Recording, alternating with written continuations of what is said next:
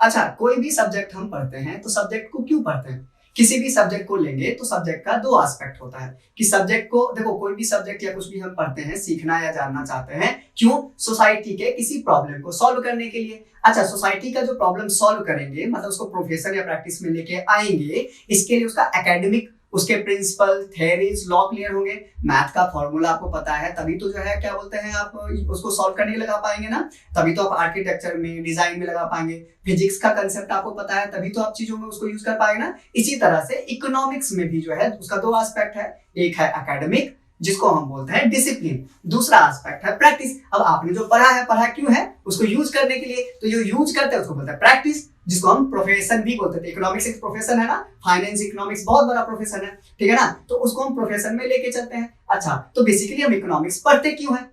Question वहीं पे आ गई, तो हम उसको यूज करने के लिए तो इकोनॉमिक्स हम पढ़ते हैं, तो हमारा इकोनॉमिक प्रॉब्लम को सॉल्व करने के लिए, जैसे फिजिकल मैथमेटिकल प्रॉब्लम को सॉल्व करने के लिए मैथमेटिक्स फिजिक्स पढ़ते हैं, ऐसे ही इकोनॉमिकल प्रॉब्लम को सॉल्व करने के लिए जो है हम इकोनॉमिक्स पढ़ते हैं। क्या है इकोनॉमिकल प्रॉब्लम? इकोनॉमिकल प्रॉब्लम है स्कैरसिटी। सबसे बड़ी जो थीम है, जो सेंट्रल प्रॉब्लम है आपका इकोनॉमिक्स का, क्या है? स्कैरसिटी है। स्कैरसिटी मतलब लिमिटेडनेस ऑफ रिसोर्सेज, ठीक है ना। तो अच्छा, अब देखिए क्या होता था, समझने की कोशिश करते हैं कि क्या कहना चाह रहा हूं मैं। देखो, हमारी जो वांट्स होती है, ह्यूमन जो वांट्स है, ह्यूमन की इच्छाएं जो है वो क्या होती है? अनलिमिटेड होती है। अब देखो, आपके घर की इनकम लिमिटेड है कि नहीं है?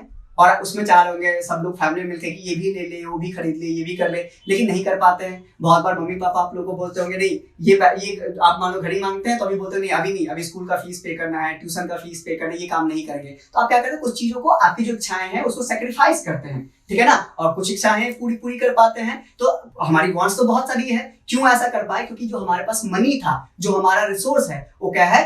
लिमिटेड है। अच्छा, लेकिन दिक्कत क्या है कि रिसोर्सेस लिमिटेड होती तो भी दिक्कत था कि पैसे से अगर सिर्फ मान लो पढ़ाई की जाती तो पढ़ाई ठीक है कि आप 2 ट्यूशन की जगह पे 1 ट्यूशन पढ़ लेते हैं जिसकी ज्यादा जरूरत है, लेकिन उस पैसे से सिर्फ ट्यूशन फीस नहीं पे किया जा सकता है। उस पैसे से जो है घर के सामान आ सकते हैं, राशन आ सकते हैं, आप घड़ी खरीद सकते हैं, घूमने जा सकते हैं, पार्टी कर सकते हैं, पिकनिक कर सकते हैं। अब तो बड़ी प्रॉब्लम कॉम्प्लिकेट हो गई, क्या कि रिसोर्सेस लिमिटेड होता तो कोई चीज को हम कम कंज्यूम कर लेते। मान लो आपके पास 10 रुपया है, अगर आपको नोटबुक खरीदनी है, 10 रुपए की नोटबुक आती है, 2 नोटबुक ना खरीद के 1 नोटबुक से आप काम चला लेंगे। लेकिन प्रॉब्लम यहाँ तक तो ठीक थी, प्रॉब्लम और कॉम्प्लिकेट क्या होती है? उस पैसे से नोटबुक नहीं परचेज कर सकते हैं, उस पैसे से क्या कर सकते हैं? आप समोसा खा सकते हैं, आइसक्रीम खा सकते हैं, कुछ और काम कर सकते हैं, ट्रांसपोर्टेशन में यूज कर सकते हैं। अब इसमें क्या हुई? इसको बोलते हैं alternative uses. Resources have multiplicity of uses, alternative uses. अच्छा, resource limited plus alternative uses, और इसके कंपैरिजन वांट जो है वो अनलिमिटेड। अब क्या करें? अब आपके पास प्रॉब्लम आ रही है किसकी हो गई? चॉइस की, मतलब चूज करना पड़ेगा।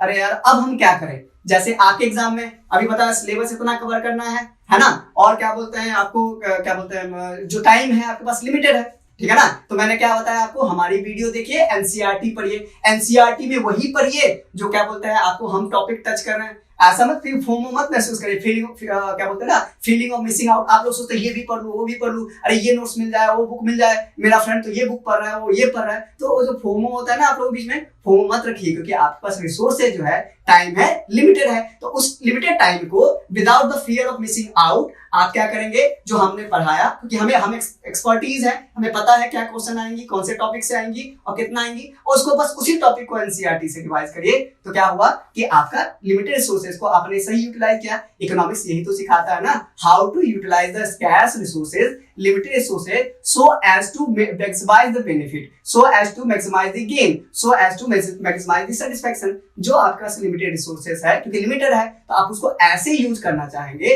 ताकि आप अपने बेनिफिट को मैक्सिमाइज कर सके, है ना। तो यही बेसिकली जो प्रॉब्लम ऑफ चॉइस है, यही क्या है आपका सेंट्रल प्रॉब्लम ऑफ इकोनॉमिक्स है। क्या है? ये जो प्रॉब्लम ऑफ चॉइस है, यही सेंट्रल प्रॉब्लम है। प्रॉब्लम ऑफ चॉइस में आई ना, या क्या करूं, अब इस टाइम से मैं क्या खेलने जाऊं, इस टाइम में मैं टीवी देखूं या करूं। तो आपका प्रॉब्लम क्या है? व्हाट टू, ऐसे इकोनॉमी की होती है। इकोनॉमी के पास भी जो नेचुरल रिसोर्सेस है, जो रिसोर्सेस वो लिमिटेड है, तो क्या सोचता है कि इस रिसोर्सेस यूज करके हम क्या प्रोड्यूस करें। इकोनॉमी में एक गुड्स एंड सर्विसेज तो प्रोड्यूस होगी नहीं, तो आपको कुछ गुड्स एंड सर्विसेज प्रोड्यूस करनी। जैसे पापा या मम्मी जो भी घर में अर्न करते हैं, उनके इनकम से सिर्फ एक चीज तो आप नहीं परचेज करते हैं, तो मम्मी पापा एक लिस्ट बनाते हैं, इस महीने ये चीज परचेज करेंगे। तो आपने selection of goods and services कर ली इकोनॉमी लेवल पे, आपने डिसाइड कर ली कि देखो आज के दिन में सब कुछ तो नहीं पढ़ सकते हैं, तो आप डिसाइड करेंगे हाँ मुझे वीडियोस देखनी है और एनसीईआरटी का सिलेबस क्या बोलते हैं, इसी में से एनसीईआरटी पढ़ना है तो आपने डिसाइड कर लिया।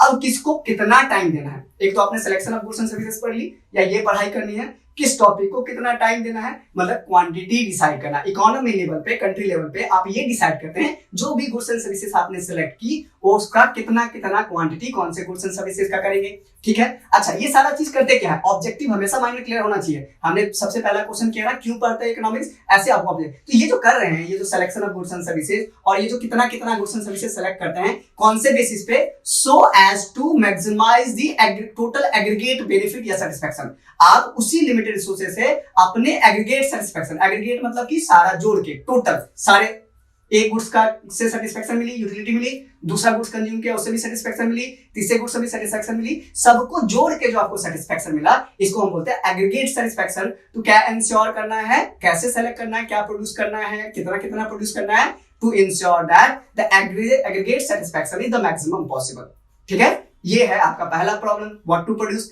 अब दूसरा प्रॉब्लम, अब देखो आपने डिसाइड तो कर लिया ये बुक्स पढ़नी है, ये नोट्स पढ़नी है, इतना पढ़ना है, इतना इतना पढ़ना है और ये पढ़ना है।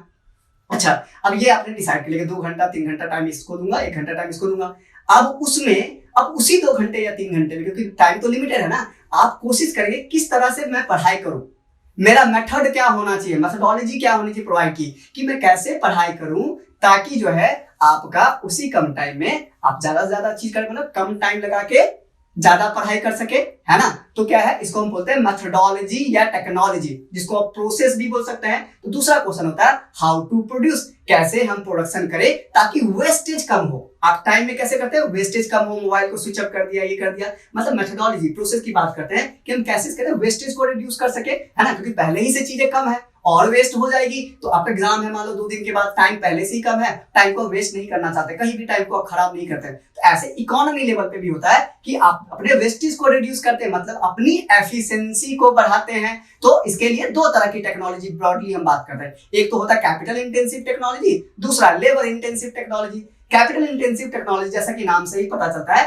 उसमें मशीन एंड टूल्स का हम ज्यादा इस्तेमाल करेंगे, मतलब ह्यूमन इंटरफेरेंस जो है मिनिमम से मिनिमम, ह्यूमन इंटरवेंशन मिनिमम से मिनिमम, और टेक्नोलॉजी क्या बोलते हैं मशीन का, टूल्स एंड टेक्नोलॉजी का, उसका ज्यादा इस्तेमाल करेंगे। तो अगर ऐसा कोई प्रोसेस, इस प्रोसेस को यूज करके कोई गुड्स एंड सर्विसेज प्रोड्यूस करता है तो हम बोलते हैं कैपिटल इंटेंसिव टेक्नोलॉजी का इस्तेमाल कर रहा है। अगर उसी गुड्स एंड सर्विस को प्रोड्यूस करने के लिए अगर आप लेबर का ज्यादा इस्तेमाल करते हैं, मतलब ह्यूमन इंटरवेंशन ज्यादा है, ह्यूमन रिसोर्स का ज्यादा इस्तेमाल करते हैं, और कंपैरेटिवली आप जो है टेक्नोलॉजी, टूल्स एंड मशीन का कम इस्तेमाल करते हैं, तो उसको बोलेंगे लेबर इंटेंसिव टेक्नोलॉजी।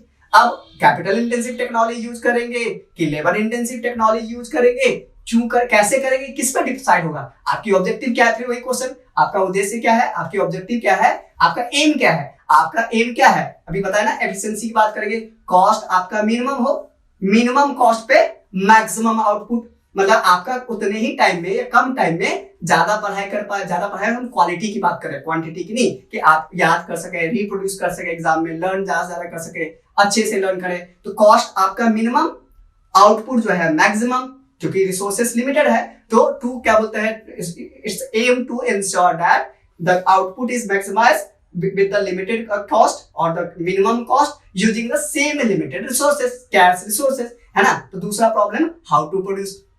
अच्छा, आपने क्या गुड्स प्रोड्यूस करना था वो देख लिया, कितना कितना करना वो भी कर लिया, और क्या बोलते हैं आपका, क्या बोलते हैं कैसे प्रोड्यूस कर ये देख लिया। अब हम देखेंगे कि हमारा किसके लिए गुड्स एंड सर्विसेज प्रोड्यूस करनी है। तो बेसिकली ये वाला एस्पेक्ट किस चीज का है, डिस्ट्रीब्यूशन का, कि किन के बीच में इसको डिस्ट्रीब्यूट करे, इंडिविजुअल के बीच में डिस्ट्रीब्यूट होगा ना, तो पुअर के लिए प्रोड्यूस करे या रिच के लिए प्रोड्यूस करे, है ना, ये आपको डिसाइड करना है। इसका पर्पस क्या है, जो भी अर्जेंट नीड्स एंड वांट्स है उसको पूरा किया जाए to the maximum possible extent, है ना। इस प्रॉब्लम को, ये पूरा होल सेंट्रल प्रॉब्लम है, इसको 3 तरह की इकोनॉमी जो है डिफरेंट तरह से एड्रेस करती है, centrally plan, market economy, mixed economy. अगले वीडियो में मिलते हैं, तब तक के लिए थैंक यू सो मच।